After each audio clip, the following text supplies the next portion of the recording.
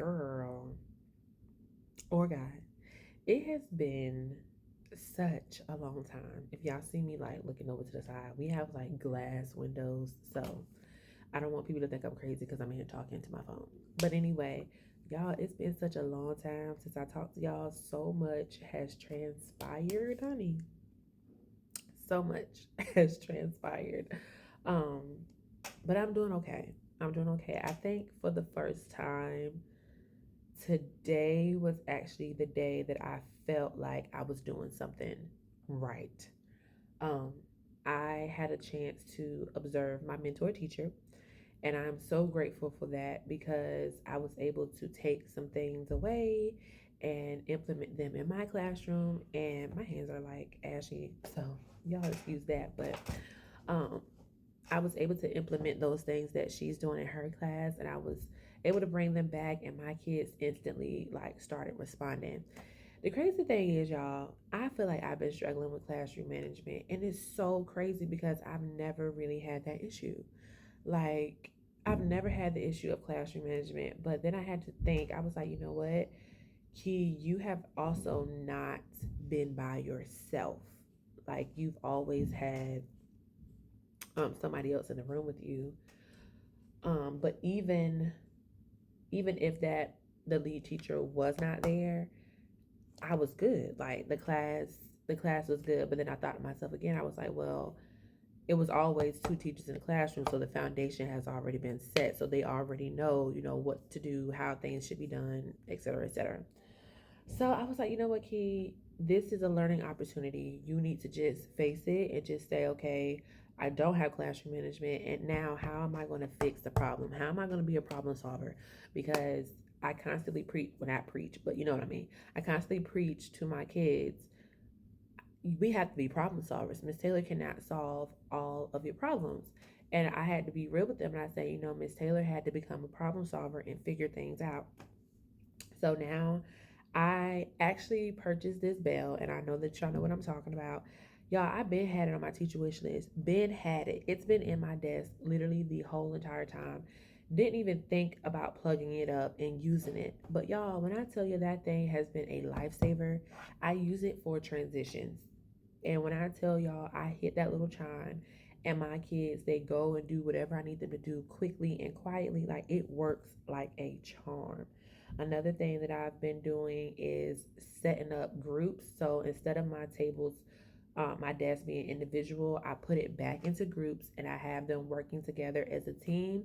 And we use Class Dojo here at my school, and they have an opportunity to gain points individually, and they also have an opportunity to gain points as a team and individually at the same time. So I thought that was really cool.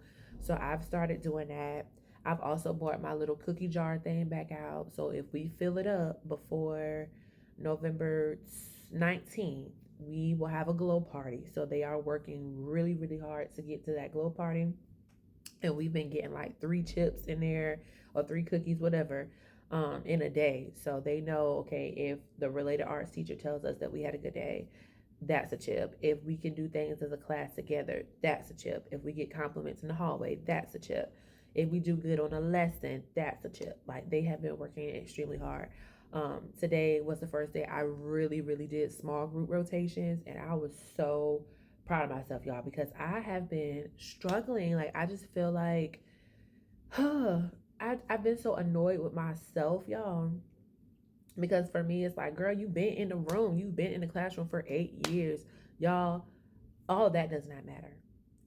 I'm telling you, it doesn't matter if you have been a paraprofessional for 11 years until you actually set foot in the teacher role. You literally have no idea what you're doing. Like, you may have some things, but you're literally starting from ground zero. And I think for me, the problem was I came in with that mindset of, okay, I have 8 years in a classroom. But yeah, you have 8 years in a classroom, but you don't have 8 years in a teacher role. It's so much more stuff that teachers do. And I had to let my mentor teacher last year, I had a conversation with her, and I had told her that years ago I used to call myself a teacher because I was in the classroom doing what the teacher was doing. And then eventually, once I graduated from college the first time, I stopped calling myself a teacher because I was like, man, teachers really, really do a lot. And even at that time, I didn't know how deep it was. And then I just started calling myself an educator.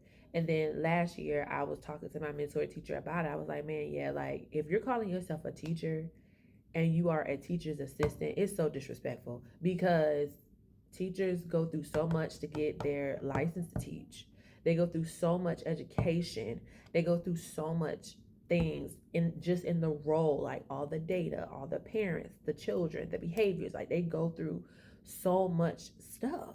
And yeah, the assistant teacher, they experience the behavior and they may check some work or do some folders or do some, some gathering materials and different things like that. But that background work, the progress monitoring, tracking the data, using data to see where your kids are, how can you push them forward, how can you do go back over the lesson. Like it's so much stuff that a teacher does.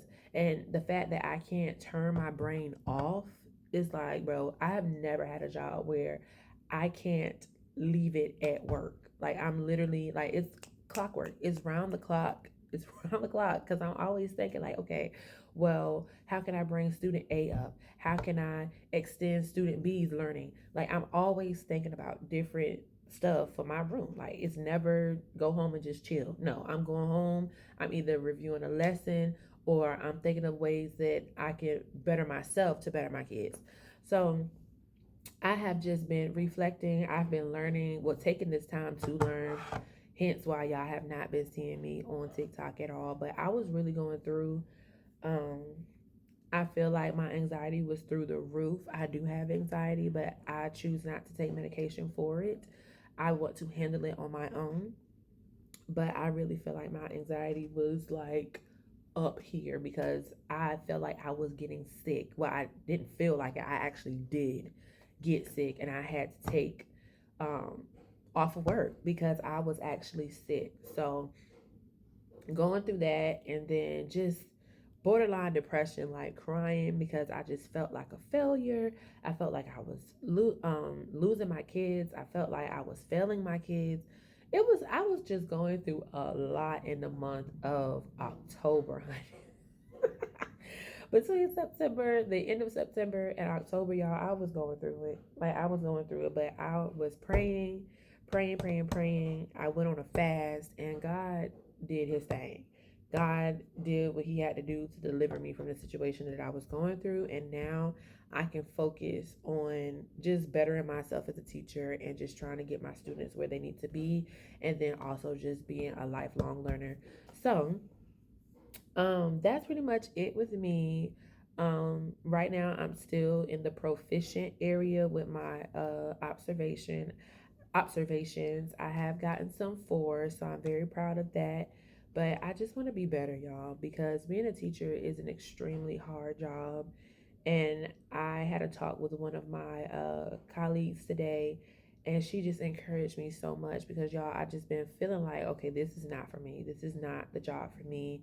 I suck at being a teacher. Like, I'm so hard on myself anyway, but I just felt all those things, and she just poured into me, and I just truly appreciate her. And if she's watching, thank you, because sometimes, you just need to hear it. She was just telling me her experience as a first year teacher, and I'm grateful that my experience is nothing compared to how hers was. But everybody's just telling me, your first year is going to be the hardest year, and I can definitely agree. Right now it is my hardest year.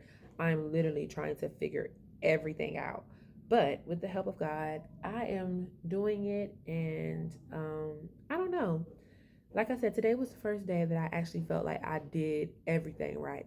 From the lessons to the small group rotations to the transitions, everything, classroom management. Like I really felt good today. So I will try to make another video for y'all. But I hope y'all are doing well. I'm doing all right. And I'll talk to y'all later. Bye.